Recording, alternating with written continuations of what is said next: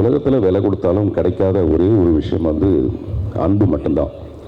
இப்போ இந்த மேடைக்கு நாங்கள் எல்லாம் வரோம்னா மீரா கதிரவன் அவர்கள் மேலே நாங்கள் வச்சுருக்கிற மிகப்பெரிய ஒரு அன்பு. நாங்கள் யாரும் பேசணும்னு அவசியமே இல்லை, இங்கே வந்து சேர்ந்துட்டாலே போதும்.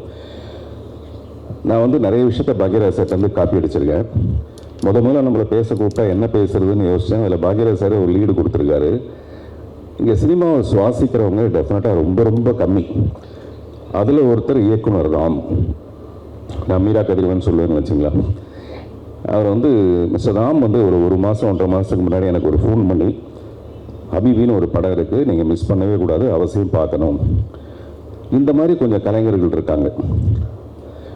சில பேர் வந்து இந்த மாதிரி ஒரு நல்ல படத்தை பார்த்தோம்னா அந்த படத்தை கொண்டு எப்படியாவது சேர்க்கறதுக்கு நம்மளால் முடிஞ்ச ஒரு சின்ன உதவியாவது செய்ய முடியுமோ அப்படின்னு நம்ம எல்லாருமே அதில் முயற்சி பண்ணுவோம். மீரா கதிரவன் அந்த மாதிரி நல்ல படங்களை மட்டுமே எடுக்கிறதுங்கிறது அவருடைய தீவிரமான ஒரு முயற்சி. அதுக்காக நிறைய கடுமையான கஷ்டங்கள் இருக்கும். நேற்று கூட ஒரு லஞ்ச் மீட்டிங்கில் நான் பேசிகிட்டு இருக்கும்போது என்னோடய நண்பர் ஒருத்தர் என்ன பெருமையாக சொன்னார், இவருக்கு இந்த மாதிரி ஒரு வியாதி இருக்குது, வேறு மாதிரி ஏதாவது வித்தியாசமாக படங்கள் பண்ணணும்னு சொல்லி தான் இவர் மாட்டிக்கிட்டார்.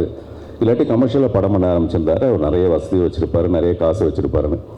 சில பேருக்கு வந்து என்ன தோணுதோ, அந்த நம்ம சினிமாவுக்கு வந்தது காசு சம்பாதிக்கிறதுக்கு, பணம் சம்பாதிக்கிறத மீறி இந்த கலையை கொண்டு வந்து அழகாக சேர்க்கறதுக்கான நம்மளால் முடிஞ்ச ஒரு சின்ன முயற்சி. அதை தொடர்ந்து மீரா கதிரவன் ரொம்ப அழகாக பண்ணிகிட்டு இருக்காரு. தொடர்ந்து இந்த படத்தில் கூட பார்த்தீங்கன்னா கேமரா முன்னாடி வந்து நடிகர்கள் நடித்த மாதிரியே இருக்காது. அந்த வீட்டுக்குள்ளே நம்ம கொண்டு போய் கேமரா வச்ச மாதிரியா, இல்லை அந்த ஊருக்குள்ளே நம்ம கொண்டு போய் கேமரா வச்ச மாதிரியான ஒரு தோற்றம். அவ்வளவு இயல்பான ஒரு படம்.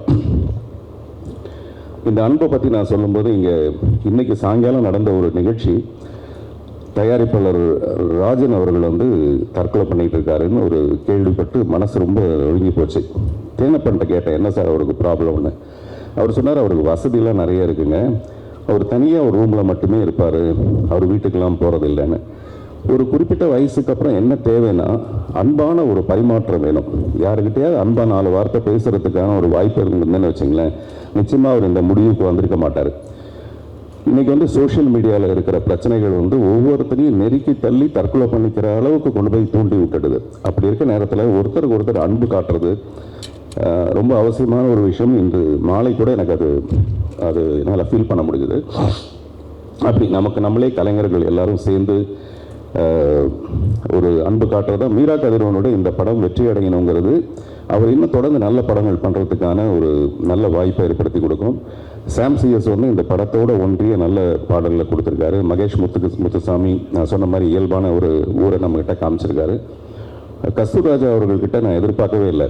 நான் அவருக்கு ஒரு பெரிய நன்றி கடன் பட்டிருக்கேன். 1000ல் ஒருவன் ஒரு படம் வந்து எனக்கு கிடைச்சதுக்கான ரொம்ப முக்கியமான ரீசன் வந்து மிஸ்டர் கஸ்தூர்ராஜா. எப்பவுமே ஒரு படத்தை நான் அக்செப்ட் பண்ணிக்கும் போது நிறைய அதில் ஏதாவது முரண்கள் இருக்கும், பிரச்சனைகள் இருக்கும். அது எல்லாத்தையும் சரி பண்ணி அந்த படத்தில் என்னை நடிக்க வச்சதுக்காக நான் நிறைய அவருக்கு நன்றி கடன் பட்டிருக்கேன். இந்த படத்தில் ரொம்ப ரொம்ப இயல்பாக தன் மனைவி கிட்ட எப்படி நடிப்பாரோ அந்த மாதிரி ரொம்ப இயல்பாக நடிச்சிருக்காரு இந்த படத்தில். பாருங்க எவ்வளோ அர்த்த புஷியாக சிரிக்கிறாங்க பாருங்க. கொஞ்சம் கூட மிகையாகவே இல்லைங்க, அவ்வளோ யதார்த்தமாக இருக்கு நடிப்பு. இதை விட வேறு என்ன உதாரணம் சொல்கிறது எனக்கு தெரியல. ஸோ எல்லாமே ரொம்ப சிறப்பாக இருந்தது. இன்னும் நிறைய பேர் இந்த படத்தை பற்றி பேச போகிறாங்க. அதுக்கிடையில் எங்கள் வீட்டு பிள்ளை, நம்ம ஊர் பிள்ளை போய் எங்கேயாவது பெருசாக சாதிச்சா நம்ம எப்படி பெருமைப்பட்டுக்குவோமோ அந்த மாதிரி நம்மளுடைய மாண்புமிகு தமிழக முதல்வர் திரு விஜய் அவர்களுக்காக நம்ம இங்கேருந்தே ஒரு வாழ்த்து சொல்லணும்னு ஆசைப்பட்றேன். என்ன காரணம்னா, அது வந்து ஒரு ஒன்-மேன் ஷோ. தனிப்பட்ட ஒரு மனிதராக அவருக்கு அவ்வளோ பெரிய பக்கபலங்கள் எதுவுமே இல்லாமல், அவர் மேலே யாருக்குமே நம்பிக்கை இல்லாமல், ஒரு தனி மனிதனுடைய நம்பிக்கை ஜெயிச்சு இன்றைக்கி இவ்வளோ தூரம் அவர் வரும்போது நான் வரவேற்றேன். அவரை ஒரு கேரியரோட உச்சத்தில் இருக்க ஒரு மனுஷன் 200 கோடியை விட்டுட்டு இங்கே வராருன்னு பாராட்டணும்னு சொன்னேன். அதை பற்றி நான் நிறைய எதிர்க்கிறதுக்கெலாம் இருந்தது. ஆனால் இன்றைக்கி கேரியரோட உச்சத்தில் இருந்து சிஎம் ஆகி இன்றைக்கி மத்தியானம் கேரியரில் சாப்பாடு எடுத்துகிட்டு வர ஒரு அரசு ஊழியர் மாதிரி காலையில் கரெக்டாக 9:30க்கு வராரு, சாயங்காலம் வரைக்கும் இருக்கார். அதெல்லாம் ரொம்ப ஆச்சரியமாக நிறைய பேருக்கு வந்து ஒரு பிரமிப்பாக இருக்கும். அந்த 4 நாளைக்குள்ளே இவ்வளோ பண்ணுறாருன்னு. அவர் நிறைய பண்ணும். இப்போ கமல் சார் கூட பார்த்து ஒரு 6 விண்ணப்பங்களை கொடுத்துருக்காருன்னு சொல்கிறாரு. சிறுபான்மை மக்களுக்கு நிறைய நல்ல விஷயங்களை பண்ணணுங்கிறது அவருடைய எண்ணமாக இருந்தால், இந்த சிறுபான்மை மக்கள் சினிமாவில் யாருன்னா இந்த சின்ன படங்கள் எடுக்கிறவங்க. நல்ல படங்களை ரிலீஸ் பண்ணுறதுக்கு வாய்ப்பு இல்லாமல் நிறைய போராட்டம் ஒன்று இருக்கும். அப்படிப்பட்ட படங்களுக்கு வந்து இந்த அரசாங்கம் நிச்சயமாக உதவணுங்கிறது நம்மளுடைய ஒரு அன்பான வேண்டுகோள். இந்த படத்தை கூட நேசம் ப்ரொடக்ஷன்ஸ்னு பண்ணியிருக்காங்கன்னு நினைக்கிறேன். நேசத்தை ப்ரொடியூஸ் பண்ணுறது தான் ரொம்ப கஷ்டம். நேசம் ப்ரொடக்ஷன்ஸ் வந்து இந்த படத்தை பண்ணுறதுங்கிறது இந்த படத்தோட கருத்துக்கு ரொம்ப சரியான ஒரு விஷயம் நினைக்கிறேன். மீரா கதிரவனுக்கு மீண்டும் ஒரு முறை என்னுடைய அன்பான வாழ்த்துக்களும் பாராட்டுகளும். நன்றி.